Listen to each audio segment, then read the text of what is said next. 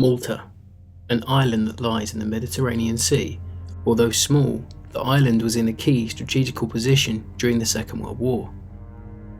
Its position gave the British and Allied nations a chance to disrupt German and Italian shipping as they tried to supply their armies fighting the Commonwealth forces in North Africa, during a period where the war still looked like the German war machine was capable of winning.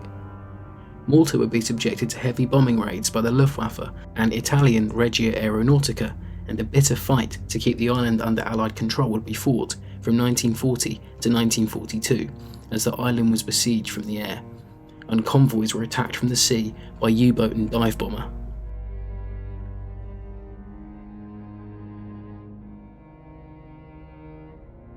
The siege of Malta has been well documented, as has the heroism of the men and women that served to protect the island, and the bravery of crews of countless ships and aircraft who ran the gauntlet to keep Malta going.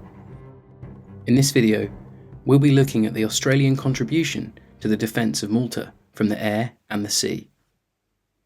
This video has been kindly sponsored by the History Guild. More on them and their work in the bio below. I want to thank them for their support over the course of producing this video.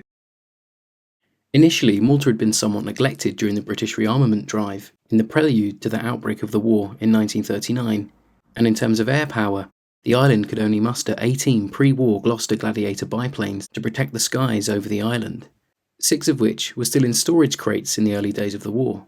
Malta also had a severe lack of anti-air defence, with only 34 heavy anti-aircraft guns available to defend the 200 miles of Maltese coastline from Luftwaffe and Regia Aeronautica attack.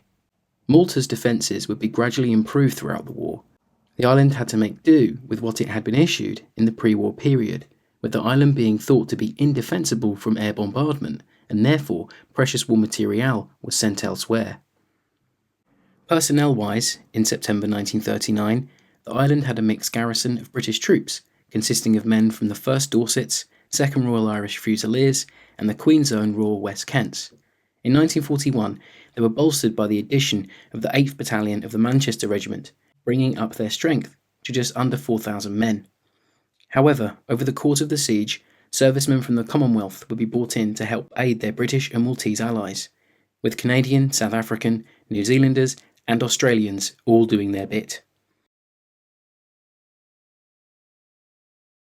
The first air attack on Malta came the same day as the Italian declaration of war on Great Britain and France on June 10, 1940, with 55 medium bombers who bombed Malta's 3 airfields, Lukwa, Halfar and Takwali. Thus began the siege of Malta from the air. Soon after, convoys would join the fray, as supplying the island in terms of arms and ammunition was vital, but also food stocks were desperately needed to keep the people of Malta going during the shortages brought on by the siege.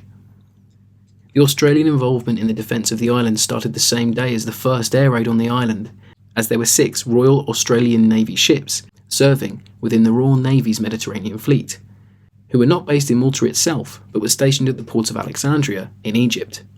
They were dubbed the Scrap Iron Flotilla by Joseph Goebbels, as many of the ships were of Great War vintage. HMS Vendetta, a V-class destroyer, was moored in the Grand Harbour of Malta's capital Valletta as the first bombs rained down over the city. Supply assistant Gordon Hill later described life on the ship during that time. The immediate fear was an Italian invasion by sea and air. Living in the NAFI canteen was bad enough, but we were now to be quartered in a tunnel alongside the ship's graving dock. 50 men took their hammocks and laid them out on the damp tunnel floor and turned in. Next morning we were covered by bites from fleas that infested the walls of the tunnel. Their only relief was to dive into the harbour. That tunnel was our home for the next 4 weeks while we worked on the ship. Over the next 2 months of June and July 1940, Vendetta, who had undergone repairs on the island, sailed from Valletta and helped to capture an Italian cruise ship.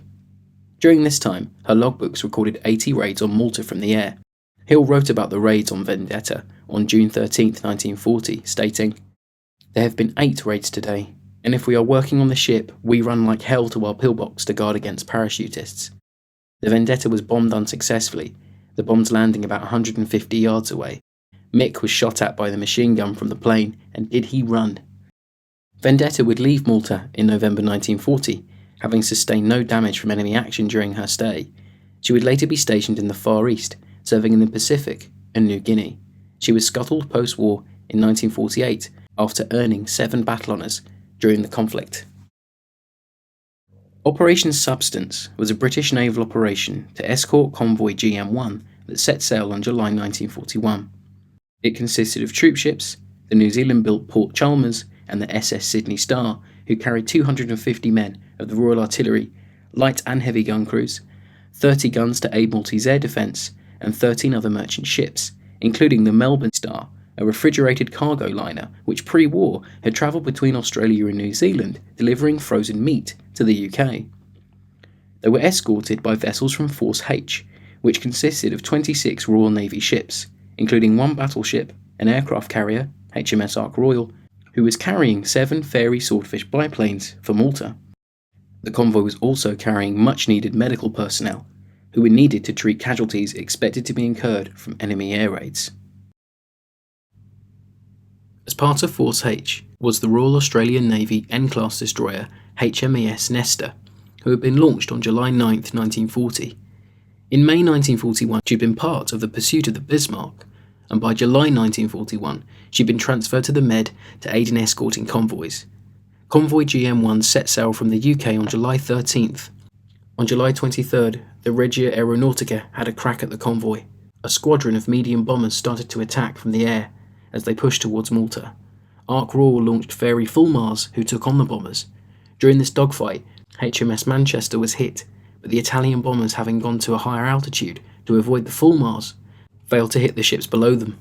As the convoy got closer to Malta, Bristol Beaufighters were dispatched from the island to aid them.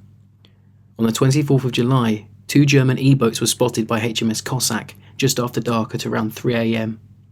The British ship was unable to stop the E-boat successfully torpedoing the Sydney Star, who started to take on water. If she sunk, her cargo and troops aboard would be lost. Nester was brought alongside to aid the sinking ship. Her after-action report from July 1941 details the moment she came alongside the Sydney Star. "I decided to embark troops and proceeded alongside for this purpose, as weather conditions were suitable for going alongside. A Sydney Star had only 4 boats, 2 of which had been wrecked. The safe transfer of military personnel was completed at 4:05. After this, Nester continued to keep watch over the Sydney Star, who had taken on water but was still able to steam. The destroyer, along with the Star, was attacked again at 7 and 11 a.m. that morning, but despite 2 bombs landing on Nester, they did not detonate. Her deck was machine gunned, with some rounds even making their way into the commanding officer's sleeping cabin, albeit with no casualties caused. This aircraft was seen off with the Nester's pom-pom guns during this strafing run. Nester and the Sydney Star safely made it into Malta at 2 p.m. on the 24th. Her cargo was transferred onto the island and the Nester was refueled. Operation Substance itself was not without loss. 1 destroyer was sunk and 2 merchant ships were lost, with 6 merchant vessels safely making it into the Grand Harbour in Valletta. Nester's after-action reports commends the actions of the crews on the convoy for their efforts. The conduct of Her Majesty's ships and the initiative shown by the commanding officers throughout their operation were exemplary. I am sure that from the first to the last, there was never a doubt in Force X, but that the convoy would go through." Nester would be involved in another much larger Maltese convoy operation in June 1942, Operation Vigorous, which was launched on the 12th of June, with convoy MW11 totalling 67 ships. Vigorous was a joint RAF and Navy operation. The convoy was assembled in 3 separate ports and converged on each other on June 13th, just off the coast of Mezamarath. As they sailed for Malta, they were subject to almost immediate air attack. On June 15th, the convoy were informed that another convoy operating as part of Operation Vigorous, codenamed Harpoon, had safely made it to Malta. After this news, MW11 was ordered to turn back to Alexandria. At 6 p.m, while sailing close to the island of Crete, Nester was bombed. This attack killed 5 of her crew and severely damaged her engine room. HMS Javelin, a British J-class destroyer, came to her aid and started to tow Nester. However, by 5:30 in the morning of the 16th, she had taken on too much water and was no longer able to be towed safely. Her crew were transferred to the Javelin and the Nester was scuttled with depth charges, thus ending her 3-year service with the Royal Australian Navy. As well as naval support, members of the RAAF, the Royal Australian Air Force, would also lend a hand to the defence of the island. In 1941, the air defence of the island was strengthened, with the arrival of Hawker Hurricane fighters being delivered on the 22nd of July. 3 squadrons were formed, 126, 185 and 249, which were made up of pilots and crews from Australia, South Africa, Canada and Great Britain. 12 Bristol Blenheim light bombers also arrived soon after, which could be fitted with torpedoes for anti-ship and submarine attack. In 1942, a batch of Mark V Spitfires were delivered to the island and were repainted from their desert livery with a dark bluish-grey camouflage scheme which would help them blend into the flying and fighting over Malta and the seas around it. John Livingston Boyd, affectionately known as Tony, was born in Queensland on May 20, 1919 and enlisted into the RAF in Brisbane in October 1940. He trained as a fighter pilot in Canada and earned his wings on June 6 the following year. He wrote fondly of his love for the Tiger Moth on training flights while getting his hours up in Narromine in New South Wales, reporting he could do almost anything with the aircraft. His first posting was with 135 Squadron RAF, and by October 1941 he'd logged 203 hours of flying time. He would make it to Malta in early 1942, flying with both 195 and 242 Squadron. On May 10, 1942, HMS Welshman had slipped into the Grand Harbour. Soon after the arrival of the Welshman, the Luftwaffe and Regia Aeronautica responded at around 10:20 am. The following air battle would prove to be a pivotal moment of the Battle of Malta, a turning point for the beleaguered island. Boyd describes the large air battle he fought in, flying in Spitfire that day. The most terrific air battle ever seen here, astounding plus an appalling barrage. There were about 25 Spits, 8 Hurries, 30 Stukas, 15 Ju-88s and 20 Me-109s, all mixed up in one enormous milling fight. 30 enemy aircraft destroyed or damaged in this raid. We lost 1 Spit. I got a Ju-88 probable and a Ju-88 damaged. First one 3,000 feet over Grand Harbour with a 5-second burst, second at 300 to 200 yards with a large explosion in the rear cabin. Black smoke poured out and it nosed down in the shallow dive 3 miles north of Grand Harbour. 2 more raids followed, with the Italian and German air forces incurring heavy losses from the skill and determination of the emboldened Allied flyers. The days of putting up a token defence with a handful of outdated fighters was over. The additional fighter cover which was now able to be brought to bear over the island proved to be key for regaining air supremacy over Malta. On May 10 alone, 110 Spitfire and 14 Hurricane sorties were flown. From January to May 1942, Tony Boyd was credited with 11 confirmed kills over 22 hours of flying over Malta, making him a fighter ace. For his skills in the skies, he was awarded a Distinguished Flying Medal for his actions in early May. His citation reads, "Sergeant Boyd is a courageous and skillful leader. He has shown the greatest keenness to attack the enemy at all times, regardless of the odds against him. Sergeant Boyd has destroyed 3 and probably destroyed a further 4 enemy aircraft and 5 damaged."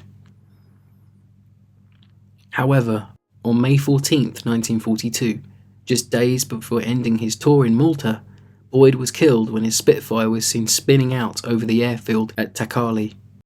His loss was observed by Pilot Officer Reed Tilley, whose aircraft was being refueled at the time. A dogfight started overhead.